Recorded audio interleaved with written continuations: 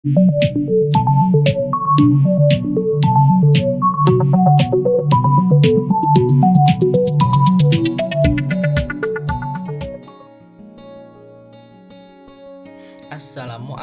warahmatullahi wabarakatuh. Halo sahabat, bagaimana kabar kalian?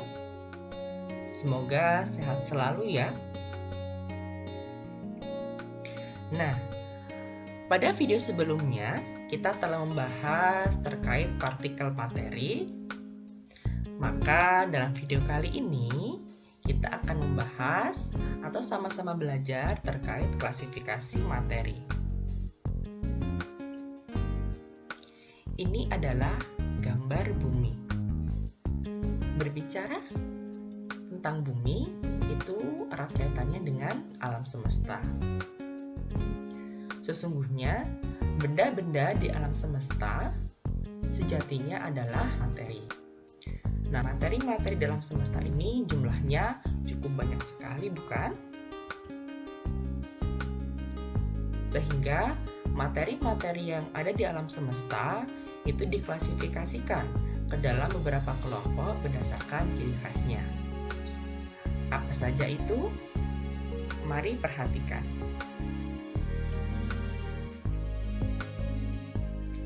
Ini adalah balon yang berisi gas helium. Apabila kita cermati representasi submikroskopisnya, gas helium tersusun atas atom-atom helium. Selanjutnya, ini adalah arang. Arang tersusun atas atom-atom karbon. Kemudian ada kawat tembaga yang tersusun atas atom-atom tembaga. Kemudian ada gas nitrogen yang tersusun atas molekul-molekul nitrogen. Kemudian ada pula gas klor yang tersusun atas molekul-molekul klorin. Dari contoh-contoh materi ini, apakah sahabat dapat menemukan perbedaan dan persamaan dari materi-materi tersebut? Mari kita cermati lagi. Nah, ternyata materi-materi tersebut itu memiliki perbedaan. Apa perbedaannya? Perbedaannya terletak pada partikel penyusunnya. Jadi, partikel penyusunnya ada yang berupa atom dan ada pula yang berupa molekul. Lantas, persamaannya apa ya? Persamaannya itu adalah jumlah jenis atom penyusunnya itu 1, atau dengan kata lain, jenis atom penyusunnya itu sama. Maksudnya bagaimana? Dalam gas helium, itu tersusun atas atom-atom helium yang sama. Kemudian, dalam arang, itu tersusun atas atom-atom karbon yang sama. Kemudian, dalam kawat tembaga, itu juga tersusun atas atom-atom yang sama, yaitu atom tembaga. Kemudian, pada gas nitrogen, tersusun atas molekul-molekul nitrogen. Nah, di sini dalam molekul nitrogen, terdapat 2 atom nitrogen yang terikat secara kimia. Kemudian, pada gas klor, molekul-molekul klorin terdiri dari 2 atom-atom klorin yang terikat secara kimia. Nah, apabila kita perhatikan, ini adalah arang. Kemudian, apabila arang itu dipecah atau diuraikan sehingga menjadi serbuk arang, apakah menurut sahabat arang kemudian menjadi serbuk arang itu terurai menjadi zat lain? Nah, apabila kita cermati representasi submikroskopisnya, ternyata baik arang maupun serbuk arang itu sama-sama tersusun atas atom-atom karbon. Artinya, dia tidak terurai menjadi zat lain. Nah, materi-materi yang demikian ini selanjutnya disebut sebagai unsur. Sehingga dari sini unsur dapat didefinisikan sebagai zat tunggal yang tidak dapat diuraikan lagi menjadi zat lain. Kemudian partikel penyusunnya dapat berupa atom dan molekul. Oke, sekarang perhatikan lagi. Ini adalah segelas air.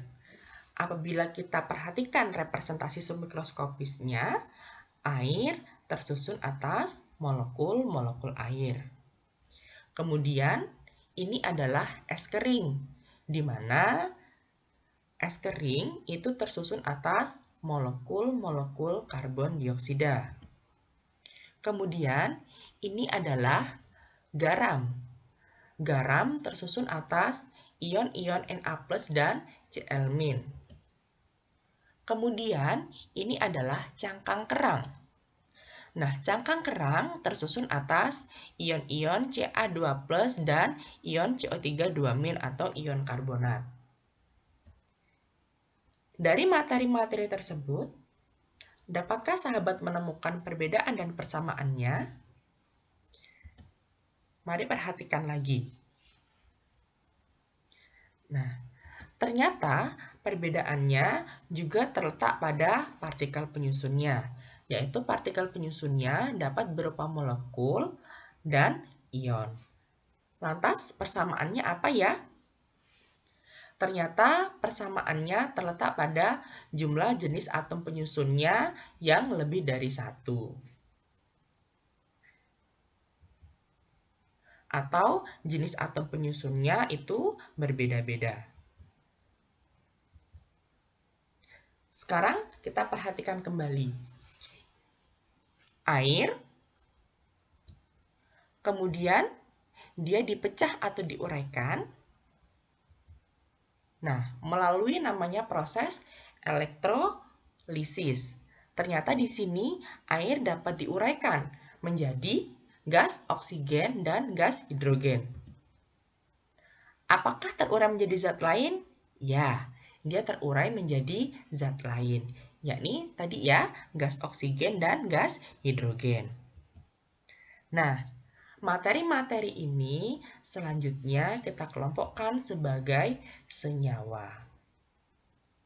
Dari sini, senyawa dapat didefinisikan sebagai zat tunggal yang dapat diuraikan lagi menjadi zat lain melalui proses kimia. Kemudian, partikel penyusunnya dapat berupa molekul dan ion.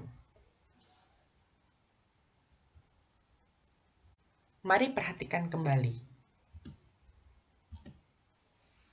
Ini adalah gambar garam yang dilarutkan dalam air.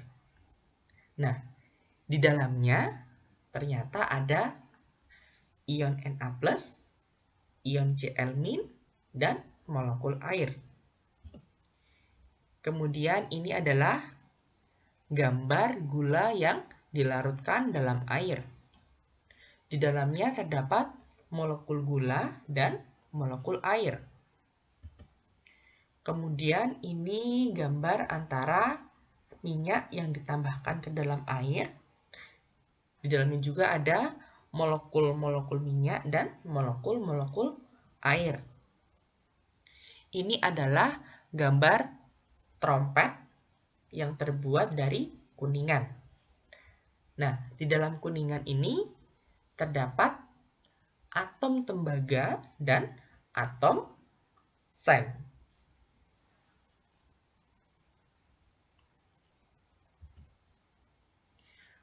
Kemudian, bisakah sahabat mengidentifikasi bagaimana komponen penyusunnya?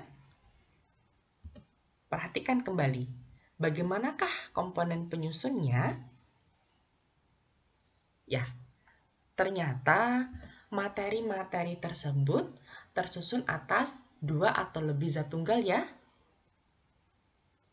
Seperti pada garam air, ada ion Na+, ada ion Cl-, ada molekul air. Kemudian pada gula dan air, ada molekul gula, ada molekul air. Kemudian Antara minyak dan air ada molekul minyak dan ada molekul-molekul air.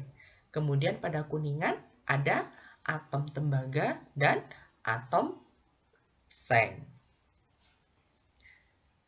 Nah, materi-materi yang demikian ini itulah yang disebut sebagai campuran. Sehingga dari sini campuran dapat didefinisikan sebagai suatu materi yang terdiri dari dua atau lebih zat tunggal. Nah, dikenal ada dua jenis campuran, yaitu campuran homogen dan campuran heterogen. Nah, mari perhatikan kembali. Perhatikan antara campuran garam dan air, kemudian gula dan air, kemudian kuningan. Secara makroskopis atau yang nampak oleh kita, dapatkah sahabat membedakan zat tunggal yang dapat bercampur? Misalkan dalam garam dan air, bisakah membedakan mana ion Na+, mana ion Cl-, dan mana molekul air? Kemudian pada campuran antara gula dan air, bisakah membedakan mana ya gula, kemudian mana ya molekul air, kemudian pada kuningan mana ya atom tembaga, yang mana ya atom seng, bisa membedakan?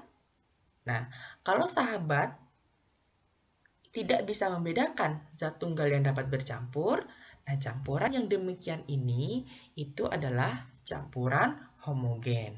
Sehingga campuran homogen dapat didefinisikan sebagai campuran di mana zat tunggal yang bercampur secara makroskopis itu tidak dapat dibedakan satu sama lain.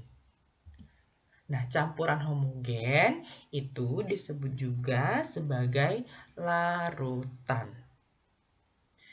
Kemudian, perhatikan antara campuran pasir dan air, juga minyak dan air.